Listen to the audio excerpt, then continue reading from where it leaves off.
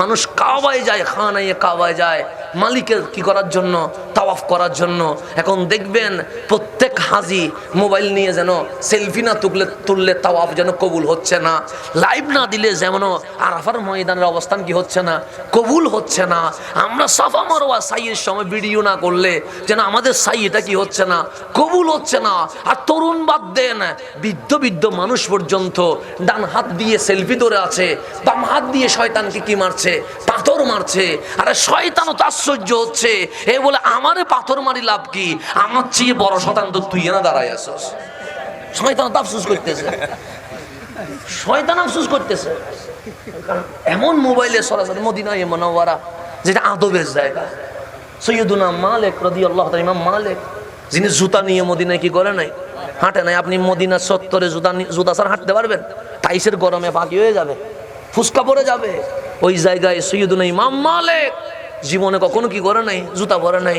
ছাত্ররা জিজ্ঞেস করছেন, হুজুর এই গরমে মরুভূমির মাটি উত্তপ্ত হয়ে আছে, এই মাটিতে আপনার পায়ে ফুটা ফুটা আগুনের দাগ পড়ে যাচ্ছে, আপনি জুতা পরলে কি হয়? উনি বললেন, আমি এই শহরে জুতা পরি কেমনে? আমার কামলিওয়ালা কোন দিকে হেঁটে গেছে আমি তো জানি না। আমার নবীর হেঁটে যাওয়া মাটির উপরে আমি জুতা পরে হাঁটবো? এত বড় বেয়াদব তো আমি ইমাম মালিক হইতে পারবো না। আর ইমামরা জুতা ছাড়া মদিনার আশেপাশে ঘুরছে। আর আমার ভাই উমরায় গিয়ে আমাদেরকে বলে, হুজুর একটা ভিডিও কল দিব, আপনি একটু সালাম দেন না। ওখানে কি ভিডিও কল দেওয়ার জায়গা? কোথায়? রোজা মোবারকের সামনে দাঁড়ায় আমাদেরকে মেসেজ দেয়, আমাদেরকে ভিডিও কল দিয়ে আপনাকে। কত বড় বেয়াদবি হচ্ছে। রসুলের সবচেয়ে গম্ভীর কিসের ভিডিও কল? রসুলের মদিনায়ে মুনাওয়ারায় কিসের ছবি? রসুলের মদিনায়ে মুনাওয়ারায় কিসের লাইভ? রসুলের মদিনায় কত হাজার আশেক মদিনায় যেতে পারছে না বলে রাত 3টায় সুখের পানি ছেড়ে দেয়। আর কামলিওয়ালা আমারে কবুল করেছে, আর আমি সবচেয়ে গম্ভীরের সামনে দাঁড়িয়ে মোবাইলের কথা মনে পড়ছে। এটার চেয়ে বড় বেয়াদবি আর কি হইতে পারে? এটার চেয়ে বড় বেয়াদবি মোবাইলের কথা মনে পড়তেছে। কোথায় দাঁড়ায়? রসুলের সবচেয়ে গম্ভীরে দাঁড়ায় মোবাইলের কথা মনে পড়তেছে। এর চেয়ে বড় বেয়াদবি আর কি হইতে পারে? আর আমি আপনি সোনার মদিনার সবচেয়ে গম্ভীরের সামনে দাঁড়িয়ে মোবাইলে লাইভ দেওয়ার কথা মনে পড়তেছে, ফেসবুকে পোস্ট দেওয়ার কথা মনে পড়তেছে, সেইখানে বসে অন্যজনকে কল দেওয়ার কথা মনে পড়তেছে। এটার চেয়ে বড় বেয়াদবি এই জমিন আর হইতে পারে? সেজন্য গভর্নমেন্টের উচিত মদিনার হেরেম এবং মক্কার হেরেম, দুই হেরেমের মধ্যে টাচ মোবাইল বন্ধ করে দেওয়া, মোবাইল ইউজ করা ডাইরেক্ট হারাম ঘোষণা করে দেওয়া দরকার। মানে এখানে কোনো কি নেই, আদব নেই, কাবার সামনে আদব নেই, লাব্বাইক আল্লাহুম্মা লাব্বাইক বলছেন, মোবাইল শুধু মোবাইল, সব শুধু মোবাইলে সরাসরি। এখানে মানুষ দেখা যাচ্ছে না, শুধু কি দেখা যাচ্ছে?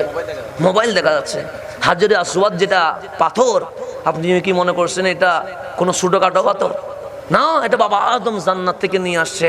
আমার রসুল বলছেন, হাজরে আসওয়াদের সাথে হাত লাগানো মানে সে ডাইরেক্ট আমার আল্লাহর কুদরতি হাতের সাথে মুসাফাহা করা শুরু করে দিয়েছে। এটা পাওয়ার কেমন জানেন? পাওয়ার, এটা পাওয়ার আপনি ডাইরেক্ট সোমা দিলেও ছোমা, দূর থেকে সোমা দিলেও কি হয়ে যায়?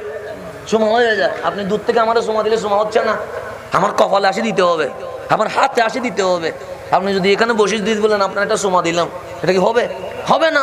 কিন্তু এই হাজরে আসওয়াদকে কাছ থেকে চুমা দিলেও চুমা, দূর থেকে এভাবে চুমো দিলে কি হয়ে যায়?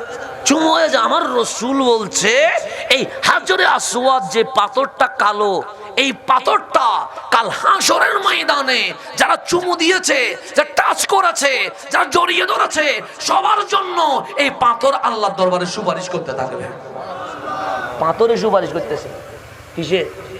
আপনি নবী সুপারিশ মানতে পারতেছেন না, ওলি সুপারিশ মানতে পারতেছেন না। আর আমার নবী বলে, ওলি নবী তো অনেক দূরে, তোমার জন্য হাজরে আসওয়াদও কি করবে?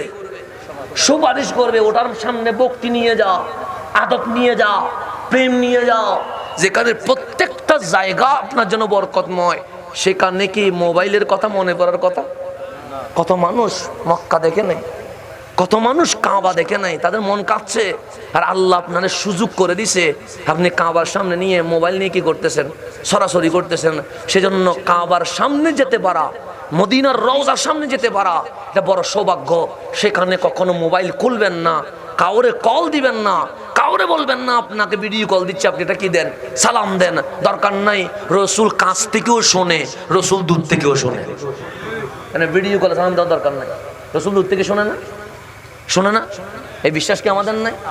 শরফুদ্দিন বসুরি যদি মিশরের আলেকজান্দ্রিয়াতে বসে মাওলায়া সাল্লি ওয়াসাল্লিম দাইমান আবাদা লেখার কারণে আমার কামলিওয়ালা চাদর নিয়া সোনার মদিনা থেকে শরফুদ্দিন বসুরির ঘরে যদি আসতে পারে, আমরাও যদি সালামের মতো সালাম দিতে পারি, অবশ্যই আমার নবী আমাদের ঘরেও আসবে। আসবে না? আসবে। দেখেন, আল্লাহ মানুষ বানানোর আগে মানুষকে কিভাবে ক্ষমা করা যায় সেটার ব্যবস্থা করতেছেন। আর আমি কি করি? সিনেমায় যায়, আমি কি করি? নাটকে যায়, আমি কি করি? মাদকে যায়, আমি কি করি? যে কবর দেখলে ওসমান জুন্নুরাইন কাঁদতেন, যে কবর দেখলে ফারুক আজম কাঁপতেন, যেই নামাজের আজানের ধ্বনি শুনলে মাওলা আলীর চেহারার ধরন পর্যন্ত পরিবর্তন হয়ে যেত, শরীরের মধ্যে কম্পন শুরু হয়ে যাইত। আমরা ফজর পড়ি না, আমাদের কোনো আফসোস নাই, ফজর পড়ি নাই তো কি হয়েছে, জোহর পড়ি নাই, জোহর যে পড়ি নাই সেটা পর্যন্ত মনের ভিতরে আসতেছে না, আসর মাগরিব পড়ি নাই, বিদ্যু পরিমাণ অনুশোচনা নাই, আর আজান দিতে দেরি, সৈয়দুনা মাওলা আলীর চেহারার রং পরিবর্তন হয়ে গেছে, শরীর কাঁপাকাঁপি শুরু হয়ে গেছে। মানুষ জিজ্ঞেস করছে, আলী রে, আজান দিলে আপনার চেহারার রং পরিবর্তন হয়ে যায়, শরীর কাঁপাকাঁপি করে কেন? তখন মাওলা আলী বললেন, তুমি কি নামাজকে সহজ কোনো ইবাদত মনে করেছো? সবাই বললেন, এটা কিরকম ইবাদত? আমার মালিক এই নামাজ অনেক সৃষ্টিকে দিয়ে দিয়েছিল, কোনো সৃষ্টি নিতে পারে নাই, কিন্তু আমার মালিকের বিশ্বাস এই নামাজ কেউ নিতে না পারলেও আমার বান্দা তারা ঠিক মতো নিতে পারবে। আল্লাহ আমাদেরকে এই নামাজের যোগ্য মনে করে আমাদেরকে আমানত দিয়েছে, আর আমরাই নামাজ পড়ি না, আমরাই মসজিদে আসি না, আমাদের আজানের ধ্বনি আমাদের বুকে কোনো খবর করে না। সেই জন্য আজান শুনলে মানুষ কাঁপে, কিন্তু আমাদের তো কম্পন হয় না। আমরা তো কবরস্থান নিয়ে টিকটক বানাই, আমরা তো কবরের উপর বসে বসে জুয়া খেলি। এইরকমও আনোয়ারার অনেক কবরস্থানে ঘুরলে এখন আপনি দেখবেন এই কবরের উপর মুসলমানের ছেলেরা ছক্কা খেলা খাওয়া শুরু করেছে। আনোয়ারা তো আছে, আছে না? আছে। দেখেন অনেক কবরস্থানের মধ্যে এখন দেখবেন কাঠকালা খেলতেছে। কিসের উপরে? উসমান জুন্নুরাইন কবর দেখলে বাচ্চার মতো কাঁদে। কোন উসমান? যে উসমান জুন্নুরাইন নবীর হাত থেকে জান্নাত কিনে নিয়েছে। কার হাত থেকে? নবীর হাত থেকে জান্নাত কিনে নিয়েছে।